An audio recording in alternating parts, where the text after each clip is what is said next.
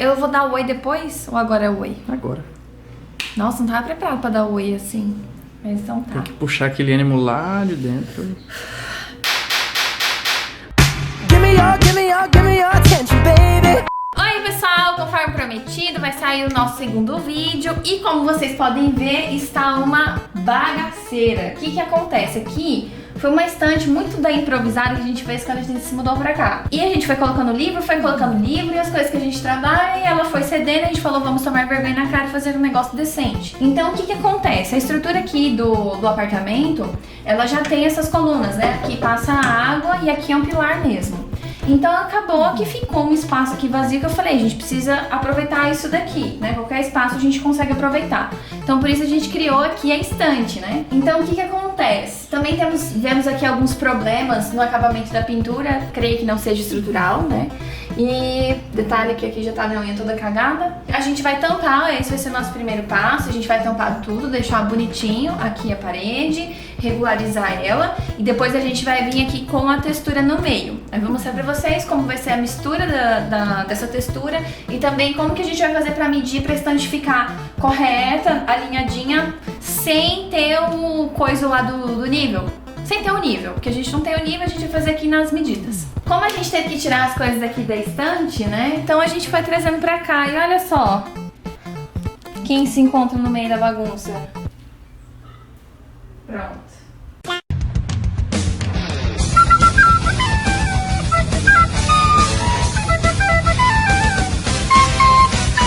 A few moments. Leite! Bom, a mistura consiste em essa massa PVA. Nós compramos a Premium, mas pode ser a simples. Ó, tô colocando aqui 3, 4, 5. 5. Eu não sei a quantidade, então vai ser no teste. Um pouquinho de água, em torno de 50 ml, tá? E o corante que também vai no olhômetro. Ele é muito forte, então pinga assim, ó.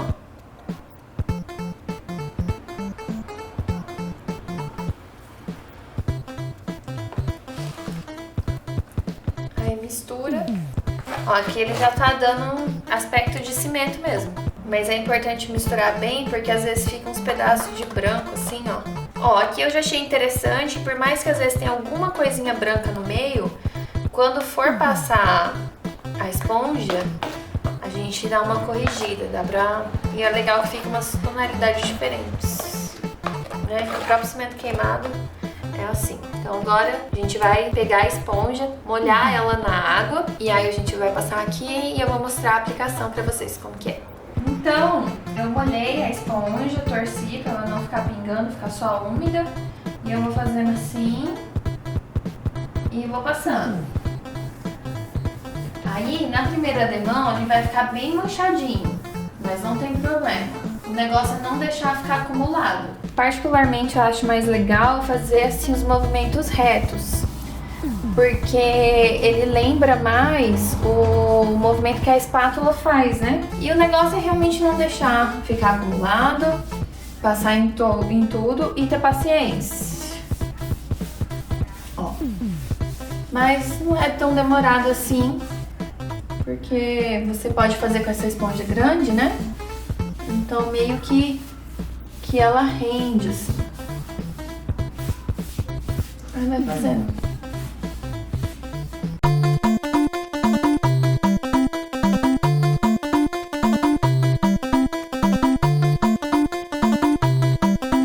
Já fizemos todo o cantinho, agora o Renato, que é mais alto, está fazendo lá em cima. Por enquanto este é o resultado da primeira demão. Bom, esse aqui foi o resultado da segunda demão. A primeira demão a gente fez mais escura e a segunda a gente fez um tom mais claro. Então, agora a última a gente vai fazer ela mais líquida, para ela escorregar melhor, pra gente manipular melhor a massa, e mais escura que nem a primeira.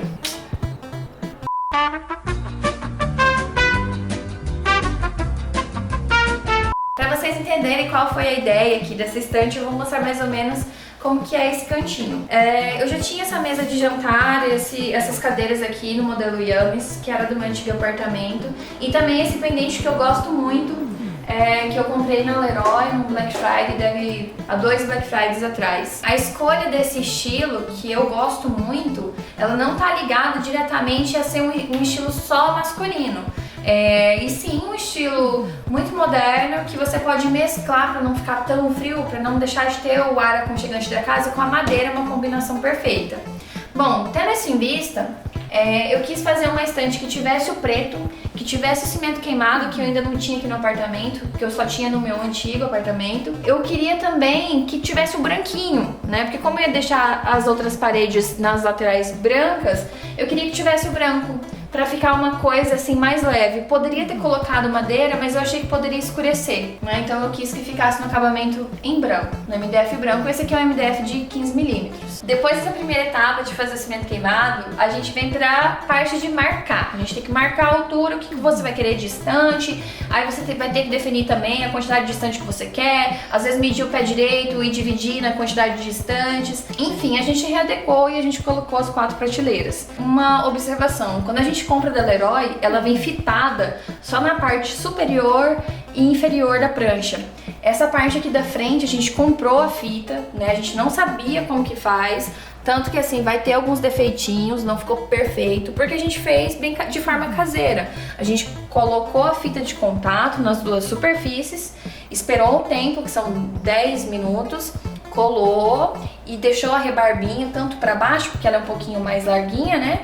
Quanto nas laterais, e depois a gente vem com a estilete, mas quando estiver bem seco. Eu achei que isso daria mais trabalho do que deu na verdade. Foi bem tranquilo, então acho que qualquer pessoa com capricho consegue fazer. Bom, vou mostrar pra vocês como é que foi a nossa medição, que é uma parte meio chatinha, mas ela é primordial pra que dê tudo certo, porque se não tiver bem alinhadinho, você vai olhar de longe, principalmente se você for meio chato com medida, com as coisas estarem retas, você vai olhar e você vai ficar chateado. Então é o seguinte... a gente tentou utilizar um nível do celular, mas não deu certo. Não sei se a gente não conseguiu usar, mas assim, não tava funcionando. A gente marcava, olhava de longe e parecia que ainda tava torto. Então a gente preferiu vir a moda antiga mesmo, com uma trena. A gente estipulou a primeira estante onde ficaria e a gente mediu, por exemplo, ali deu 76 centímetros, né, nessa marcação. E a gente veio nesse outro lado e medimos para verificar se também tava 76. Marcamos os 2 pontos e ligamos. No que a gente ligou os 2 pontos, a gente vem embaixo com a mão francesa e a gente marcou aqui com lápis as 2 bolinhas, né? Então ficou bem tranquilo.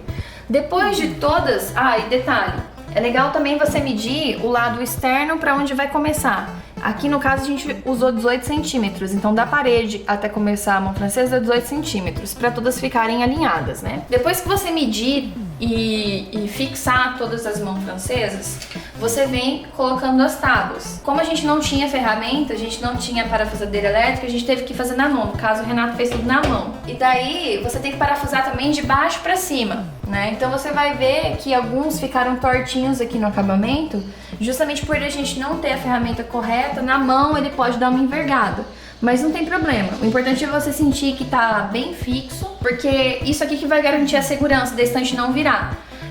Eu fiz uns stories mostrando como é que era esse espaço aqui antes e a gente vai colocar no vídeo. E aí, pessoal, mostrar aqui pra vocês o cantinho, que vai ser o tema do nosso vídeo número 2. Eu tive várias sugestões e a gente vai tentar aplicar as sugestões aqui. E dá pra ver que antigamente, como a gente fez com o que tinha, né, na mudança, elas já estavam envergando, justamente por isso, por elas não estarem fixadas aqui. Então não recomendo. Teve até uma ocasião que chegou a cair os livros. Então, por uma questão de segurança, faça isso, é muito importante. Agora eu vou mostrar pra vocês como é que foi a organização desse espaço. O que a gente fez? Como a gente chegou num limite de altura que a prancha não entrava mais, né?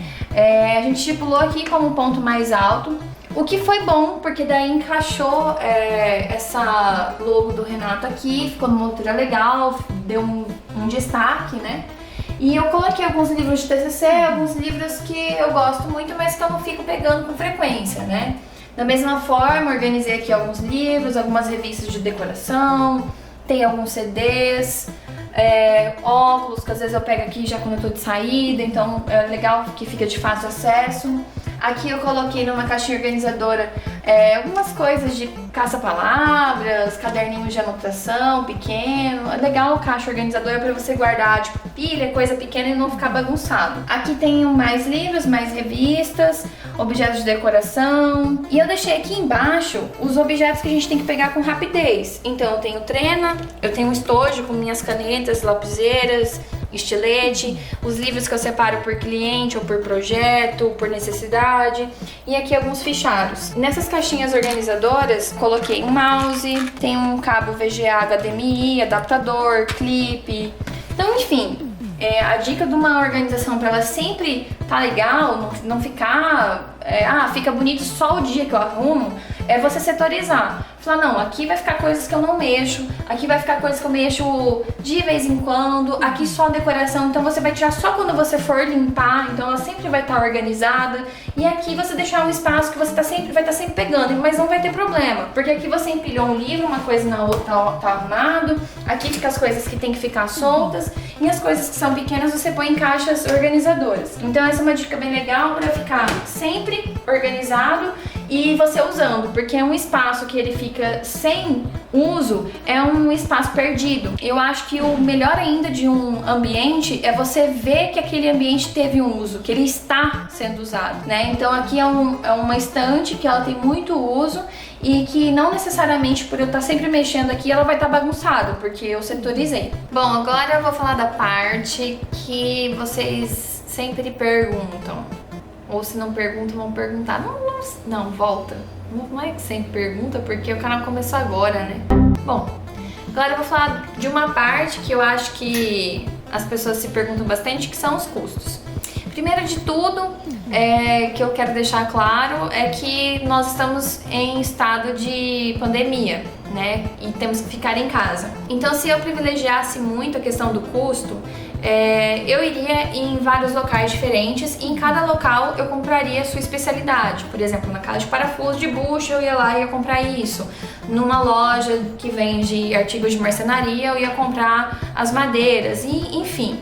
O que não foi o caso. Eu fui direto na Leroy, comprei tudo lá, pela questão de eu entrar, comprar tudo e sair, né? Então, às vezes eu não consigo o melhor preço, mas eu tenho muita comodidade. Na questão de marcenaria, os MDFs, eu paguei no todo R$130, porque eu ainda fiz muita coisa com madeiras que sobraram daqui, né? Foi um contexto geral. Eu acredito, pelo que a gente fez aqui, que foi em torno de R$80, que foram essas 4 prateleiras. Lembrando que se eu comprasse no MDF cru, no compensado, enfim, sairia muito mais barato, mas foi por uma escolha particular. De mão francesa, a gente utilizou 8 mãos francesas, cada uma R$7, né?